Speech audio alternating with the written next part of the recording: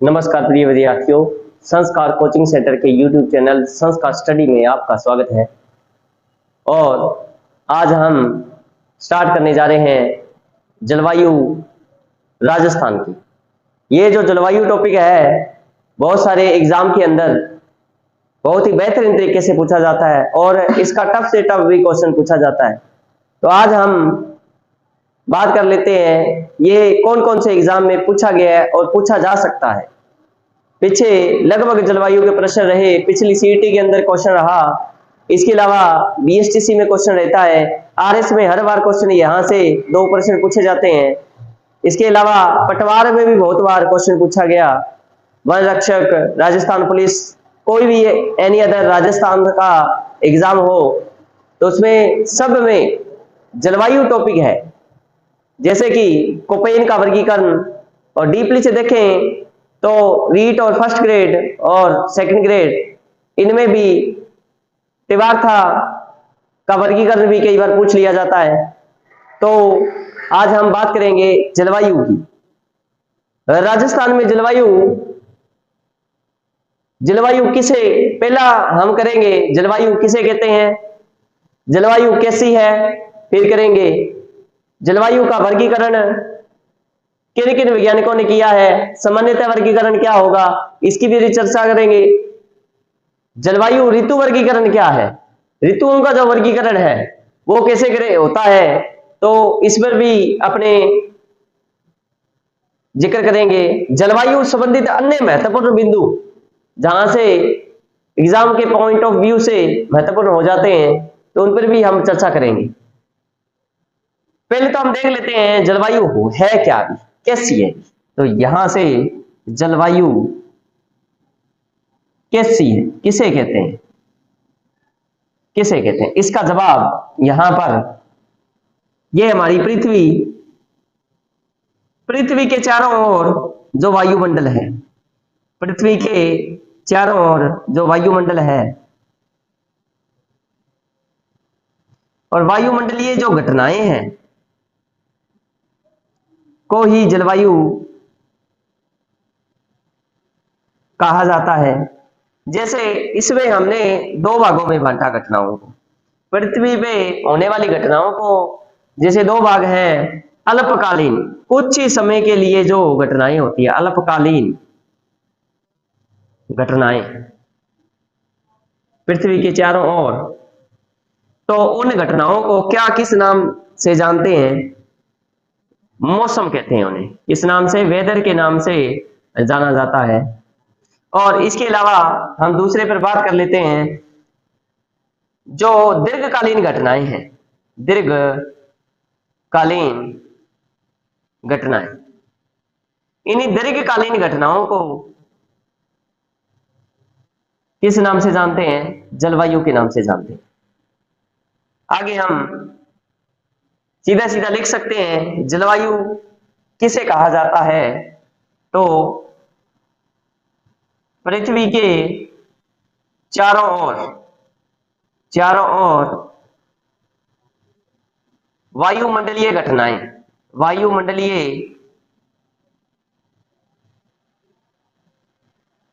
दीर्घकालीन घटनाएं, दीर्घकालीन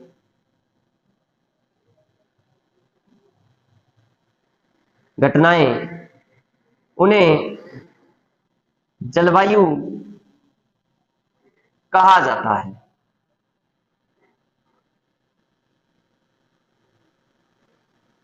सीधी सीधी बात कर रहे हैं हम, जो अल्पकालीन घटनाओं को तो मौसम कहा जाता है, वेदर कहा जाता है, और जो दीर्घकालीन घटनाएं हैं, लंबे समय तक जो रहती है घटनाएं वायुमंडलीय, तो उन घटनाओं को जलवायु कहा जाता है। अब बात कर लेते हैं जलवायु कैसी है भी, हमारी राजस्थान में जलवायु कैसी है। तो जरा हम इसके मैप को लिए चलते हैं। इसका जवाब यहां पर ये हो जाएगा। राजस्थान की जो जलवायु है, राजस्थान में जलवायु अब कैसी है, किसे कहते हैं ये तो पता कर लिया, कैसी है इसका जवाब हम अब देंगे। कैसी है भी जलवायु है राजस्थान, यहां लिखना है राजस्थान की जलवायु उपोष्ण कटिबंधीय है। कैसे है ये उपोष्ण कटिबंधीय?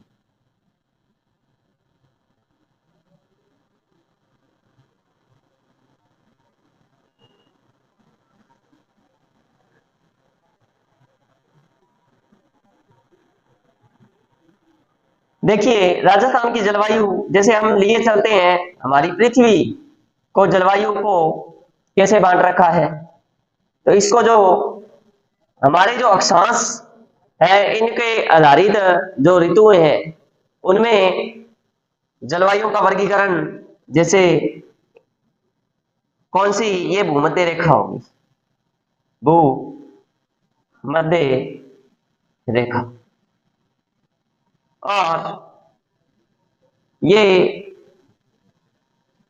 रेखा है, एक रेखा ये है, ऊपर वाली रेखा जो उत्तरी गोलार्ध के अंदर 23.5 डिग्री उत्तरी अक्षांश,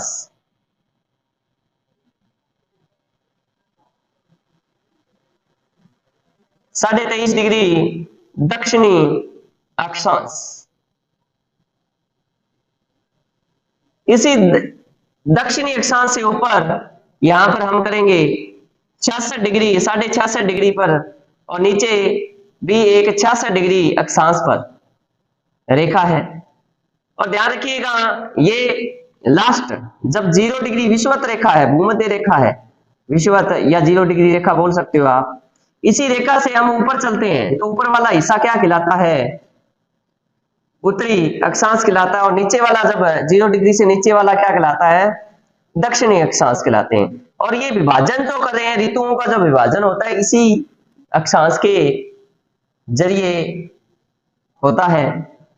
और इसका मतलब है जब सूर्य की किरणें यहां से आएंगी तो ऐसे ये हमारा सूर्य है, जब सूर्य यहां से किरणें आ रही हैं तो सीधी जो सबसे पहले सीधी सबसे ज्यादा जो सीधी किरणें पड़ेंगी वो किस पे पड़ेंगी? भूमध्य रेखा पर पड़ेंगी। और जैसे जैसे ये पृथ्वी हमारी तिरछी है तो इसी तिरछा जो रूप है ये जब सामने आता है तो इस वाले हिस्से से आधे हिस्से पर इस प्रकार से जो लास्ट सिरा है धूप का वो ये रहता है 66.5 डिग्री। यहां से ऊपर मौसम तब्दीली रहती है, क्यों परिवर्तन रहता है? क्योंकि इससे ऊपर 66.5 डिग्री से ऊपर ऋतु परिवर्तन पूरा मिलेगा और 23 डिग्री तक ऋतु परिवर्तन मिलेगा और भूमध्य तक आते आते पूरा ऋतु परिवर्तन हो जाएगा। और इसी प्रकार से नीचे भी इसी प्रकार से जैसे ऊपर मिलता है उसी प्रकार से ऋतु परिवर्तन नीचे भी मिलता है, क्योंकि जब ये हिस्सा इस सूर्य के सामने आता है तो यहां से तिरछी किरणों का जो यहां पर देखो, जब सूर्य उत्तरी अक्षांश उत्तरी गोलार्ध में होता है तो इधर वाले हिस्से पे अंधेरा होता है, और जब ये साइड जब आता है, ये साइड सामने आती है तो ये वाली साइड जो यहां पर जो दक्षिण में यहां अंधेरा होता है। तो हम बात कर लेते हैं हमारे राजस्थान की। पहले तो ये देख लें हमारे राजस्थान के अलावा यहां पर अपने भारत की स्थिति यहां से यदि मैं एशिया को बनाऊं तो मैं पूरा यहां से, ये रेखा कौन सी है तो आपको ध्यान होगा ये ऊपर वाली जो 23.5 डिग्री उत्तरी अक्षांश में है वो हमारी रेखा है कर्क रेखा। और आपने देखा होगा जो कर्क रेखा और ये नीचे वाली है कौन सी है? मकर रेखा, मकर रेखा। अब आपको पता होगा हमारा भारत यहां पर है, मैं थोड़ा सा बड़ा दिखाऊंगा भारत को। तो यहां से जब मैं भारत के इस हिस्से से जब ये हिस्सा ऐसे चलता है तो यहां पर 8 राज्य है जो हमारी जो राज्य है हमारे भारत के राज्य हैं उनसे गुजरता हुआ चलती है कर्क रेखा 8 राज्य। और कमेंट बॉक्स के अंदर बताना है वो 8 राज्य कौन कौन से हैं, जिसमें से हमारा राजस्थान भी एक है। जैसे इसमें हो जाएगा गुजरात, राजस्थान, महाराष्ट्र, छत्तीसगढ़, झारखंड, पश्चिम बंगाल, त्रिपुरा और मिजोरम। इसके अलावा यहां पर मैं थोड़ी राजस्थान की बात करूं तो यहां अपना थोड़ा राजस्थान भी आ जाता है। और आपको पता होगा जो कर्क रेखा का जो ये वाला हिस्सा है, थोड़ा सा मैं यहां पर बड़ा दिखाऊंगा। अगर मैं यहां पर मैं राजस्थान को थोड़ा बड़ा दिखाऊं तो ये हमारा राजस्थान है, और कर्क रेखा से इससे टच करती हुई चलती है कर्क रेखा, और टच करती हुई यहां से एक जिला छूता है जिसका नाम है, दो जिले हैं जिसका नाम है डूंगरपुर और एक है बांसवाड़ा। और ध्यान रखना ये दो जिले कर्क रेखा से छूते हैं राजस्थान के हिसाब से। तो आपसे प्रश्न ये रहता है भी उपोष्ण कटिबंध कैसे है। तो ध्यान रखिए भूमध्य रेखा पर जब ये वाला जो हिस्सा है यहां से यहां तक 23 डिग्री तक, ये कौन सा उष्ण कटिबंधी है, कौन सा है उष्ण कटिबंध। इससे ऊपर बात करूं तो कौन सा हो जाएगा शीतोष्ण कटिबंध, 23.5 डिग्री से 66.5 डिग्री तक शीतोष्ण।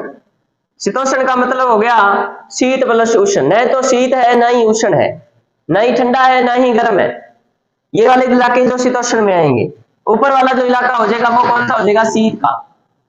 और इसी प्रकार से नीचे भी इस प्रकार से चलेंगे, जब दक्षिणी गोलार्ध के अंदर उष्ण कटिबंध यहां हो जाएगा, और इसके अलावा नीचे जब चलते हैं तो कौन सा कटिबंध हो जाएगा, यहां पर शीतोष्ण कटिबंध हो जाएगा। इसकी तरह चर्चा नहीं करेंगे, तो यहां पर ये भी इसी प्रकार से होता है। परंतु यहां पर अपने बात कर लेते हैं अपना जो राजस्थान है किस कटिबंध में आएगा। देखो मैं आपको बता देता हूं, यहां का जो एक जिला है पूरा, वो पूरे का पूरा यहां देखो जब टच कर रहा है यहां से इससे पार जा रहा है, पार जा रहा है, तो इसका मतलब हो गया इस जिले के अंदर बांसवाड़ा के अंदर वो कौन से कटिबंध में है, ये है उष्ण कटिबंध में। और ऊपर जब हम चलते हैं तो ये शीतोष्ण कटिबंध में आएगा। तो इसी प्रकार से हमारे राज्य है, हम दोनों को मिला दें शीत प्लस उष्ण, न ये शीत में है न ही उष्ण में है, परंतु हम इसका ही पार्ट बना देते हैं, इन दोनों को मिलाकर बनता है उपोष्ण कटिबंध। क्या बनेगा उप प्लस उष्ण, उप प्लस उष्ण मतलब ये हो गया उष्ण तो है परंतु उष्ण का पार्ट है शीत। तो राजस्थान का लगभग जो 49 जिले हैं हमारे, या पहले अपने 33 जिले थे पूर्व में, तो ये पूरे के पूरे जिले हैं जो वो किस में आएंगे शीतोष्ण में आएंगे। और इसके अलावा जो नीचे बच गया एक जिला वो किस में आएगा, एक जिला वो बच गया कौन सा बांसवाड़ा। ये बांसवाड़ा जो जिला है वो किस में आएगा, वो पूरा का पूरा उष्ण में आएगा। इसलिए हम इस निष्कर्ष पर पहुंचे हैं जो राजस्थान में जो जलवायु है किस प्रकार की है, उपोष्ण कटिबंध है। कौन सी है, उप प्लस उष्ण, उप प्लस उष्ण। तो आपको मुझे बताना है उप प्लस उष्ण कौन सी, हिंदी के हिसाब से कौन सी संधि हुई, उप प्लस उष्ण तो क्या हो जाएगा उपोष्ण हो जाएगा। उपोष्ण कटिबंध में अपना राजस्थान आता है। तो यहां अपना इस चीज का डिक्लेयर किया है, ये किसका भाग है, उपोष्ण कटिबंधीय भाग में आता है। तो आप बाकी जिले 49 जिले जो शीतोष्ण में बाकी उष्ण में, तो उपोष्ण कटिबंध हो जाता है। आगे हम बात करें जलवायु वर्गीकरण की, तो हम बात कर लेते हैं आगे जलवायु वर्गीकरण। आप इससे पहले स्क्रीनशॉट भी ले सकते हैं और बहुत अच्छे नोट्स भी आप तैयार कर सकते हो। बहुत ही बड़े ध्यान से अपने जो जलवायु टॉपिक है और आगे भी इसी तरह के जो टॉपिक है जो खास है अपने, ये एक प्रकार का शॉर्ट नोट्स है, और इसी शॉर्ट नोट्स के निरंतर रखते हुए इसका रिवीजन भी बार बार करना है, और ये अपने क्या हो जाएंगे एक प्रकार के शॉर्ट नोट्स है बेटा, शॉर्ट नोट्स।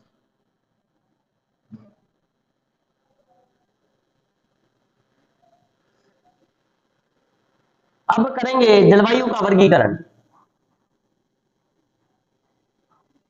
जलवायु का वर्गीकरण, इसी जलवायु वर्गीकरण को पहले हम ले रहे हैं कौन सा वर्गीकरण, इसको भी दो भागों में बांटा हुआ है। कौन से भाग, दो वर्गीकरण। कौन सा है, सामान्य या फिर जनरल वर्गीकरण क्लासिफिकेशन, जनरल क्लासिफिकेशन, और इसके बाद में हम करेंगे वैज्ञानिक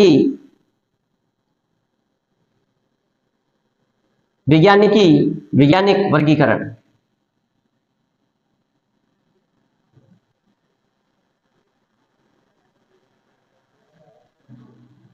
साइंटिफिक वर्गीकरण। सामान्य वर्गीकरण में हमने पहले ये देखना है, सामान्य वर्गीकरण में हमने जलवायु को कितने भागों में बांटा है। तो जलवायु को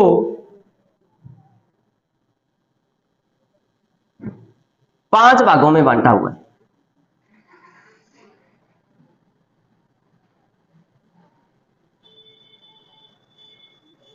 इसी प्रकार से जब हम आगे ये भी टॉपिक करेंगे, हमने वैज्ञानिक वर्गीकरण में कौन कौन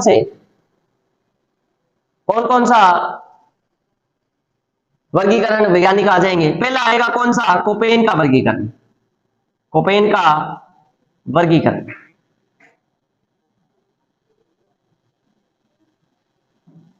दूसरा कौन सा हो जाएगा, टिवार्था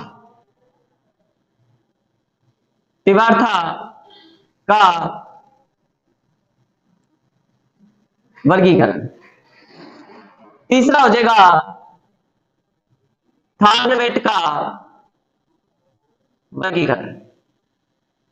ध्यान रखिए ये जो क्लास है सबके लिए इंपॉर्टेंट है।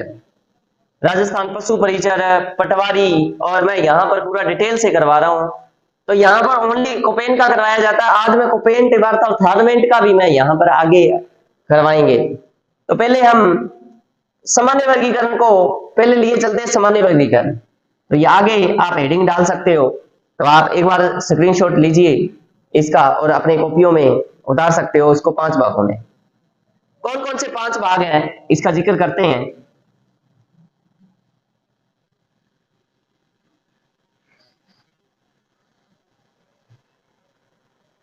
पहला है अपना सामान्य वर्गीकरण।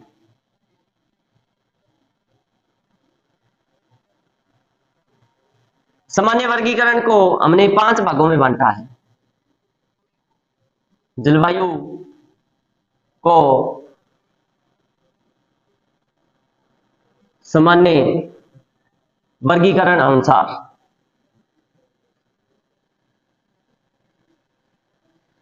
5 भागों में बांटा जाता है।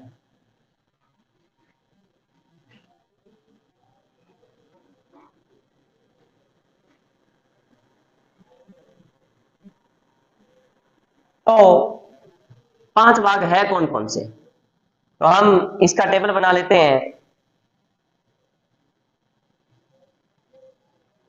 एक नंबर पे हमने इस प्रकार का बहुत अच्छा सा टेबल बनाना है, अपनी कॉपी में भी बनाना है। इसको जरा, क्योंकि ये शॉर्ट नोट्स है, शॉर्ट नोट्स के आप हिसाब से पढ़ोगे तो बहुत जल्दी याद होगा। पहला हम जिक्र करेंगे 5 भाग। देखिए यहां पर हम ले रहे हैं सामान्य वर्गीकरण में पहला कौन सा हो जाएगा, शुष्क जलवायु प्रदेश।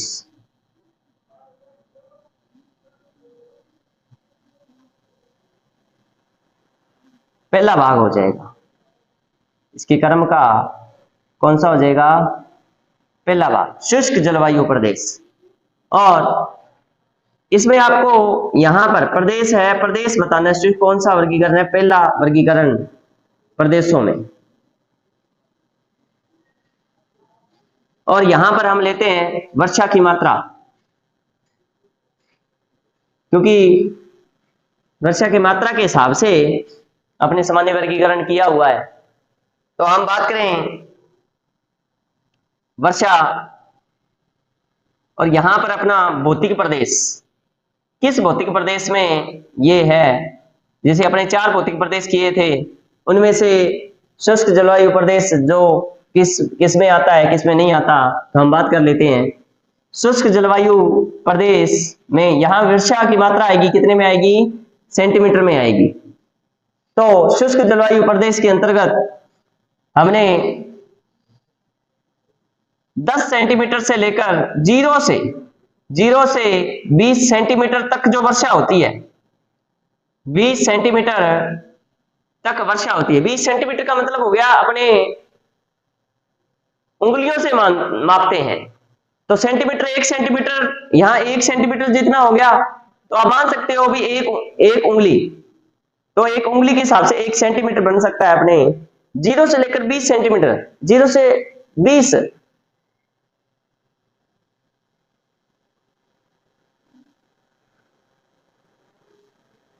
भौतिक प्रदेश किस में आएगा? तो ये भौतिक प्रदेश में आएगा उत्तर पश्चिमी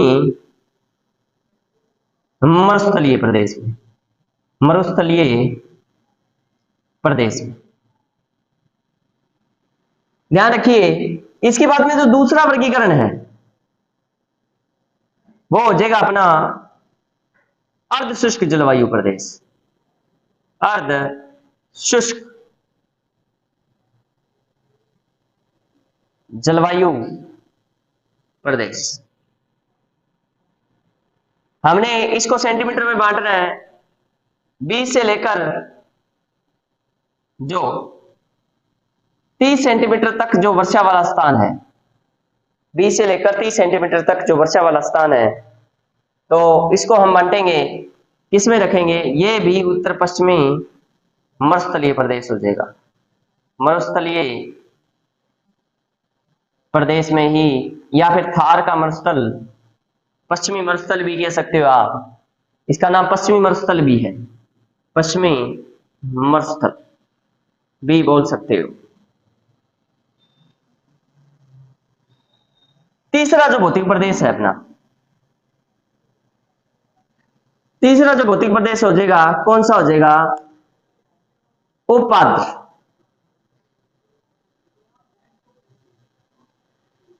उपाद्र जलवायु प्रदेश, भौतिक प्रदेश नहीं, जलवायु प्रदेश।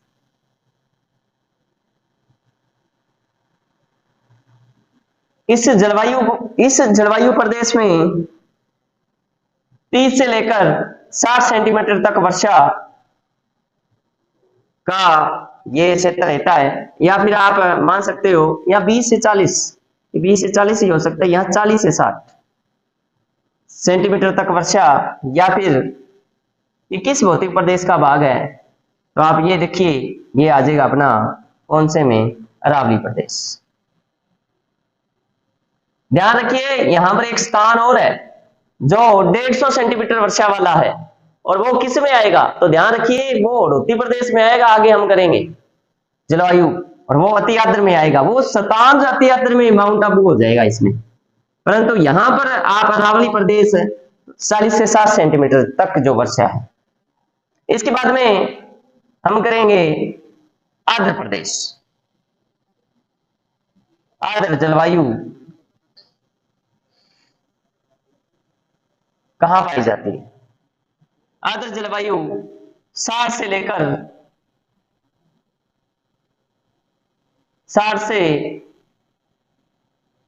80 सेंटीमीटर तक वाला जो वर्षा वाला क्षेत्र है, और वो हो जाएगा कौन सा? पूर्वी मैदानी प्रदेश, पूर्वी मैदानी प्रदेश। जयपुर वाला जो इलाका है उसको आर्द्र जलवायु प्रदेश भी कह सकते हो।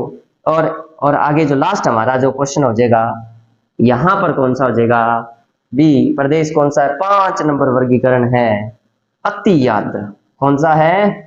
अति आर्द्र जलवायु, अति आर्द्र। इसको मैं प्रदेश नहीं कहकर जलवायु कह दूं सीधा, तो कोई औचित्य वाली बात नहीं।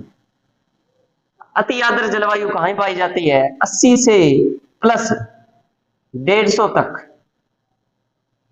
जो सेंटीमीटर तक वर्षा होती है, और उस वाले जो पर्वतीय प्रदेश को पठारी प्रदेश है जो, उसको कहूंगा।